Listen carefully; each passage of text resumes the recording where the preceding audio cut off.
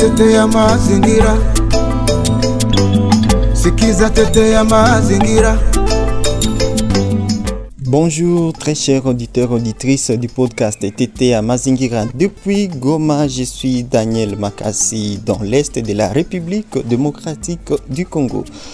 Je vous présente aujourd'hui cet épisode spécial consacré à la COP 28.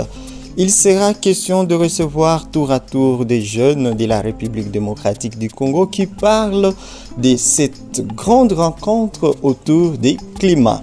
Voici les jeunes du jour. Je suis Crispin Gakani, un jeune activiste de l'environnement et point focal du mouvement Climate Clock d'IRC au niveau du pays de la RDC. Par rapport à Climate Clock, c'est un mouvement de jeunes qui est né au niveau international, d'IRC, en tant que leader de l'IRC. Nous voulons aussi que notre horloge soit prise en considération parce que l'horloge climatique, c'est l'horloge qui montre le temps qui nous reste à prendre part à réduire les émissions de gaz à effet de serre et tout ce qui est lié à la pollution. Alors nous voulons que le temps qui nous reste soit mis en application et soit recommandé sincèrement. Les 5 ans là qui nous restent, et que tous les jeunes qui auront à prendre part à cette session, qui puissent prendre des consensus, des résolutions durables, que ces résolutions là soient effectives par rapport au temps qui nous reste pour réduire totalement les émissions liées aux gaz à effet de serre. Nous voulons d'ici là 2030 qui est zéro émission, zéro pollution, zéro dégradation tant du sol et des sous-sols liés aux effets des crises climatiques. Parce que nous en voulons un monde meilleur qui sera de paix avec des résiliences favorables et qui demain sans complaisance, sans destruction, et un monde plus vert possible avec l'utilisation des énergies, la promotion des énergies renouvelables et l'abandon totalement des énergies fossilifères. Et que nous voulons ces résolutions-là soient prises en compte et qui soient beaucoup plus mises en application dans des pays qui sont beaucoup plus affectés et beaucoup plus touchés par rapport aux effets des crises et des changements climatiques. Nous croyons sincèrement, la COP28 c'est un événement aussi plus grand au niveau du monde qui aura lieu d'ici du 30 novembre au 12 décembre aux Émirats Arabes Unis, en Dubaï. Alors nous attendons beaucoup plus de la COP28 comme des ressorts, des résolutions aussi plus efficaces par rapport aux questions de crise climatique qui guettent et qui frappent qui frappent le monde entier de nos jours.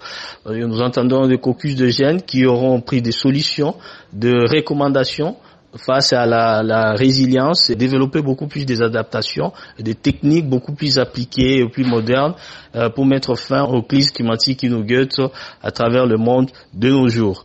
Alors nous pensons beaucoup plus à ces gens-là qui seront un peu consolidés et que ces résolutions soient mises en application à tout pays à travers le monde entier qui concourt, qui parcourt ces risques liés aux crises climatiques. Parce que nous, dans l'entente de mettre d'ici là, vers 2030, nous devons voir un monde plus meilleur, plus résilient, avec des zéro émissions, des zéro pollution, des zéro dégradation de l'environnement, tant de l'atmosphère et que ceux du sol et du sous-sol.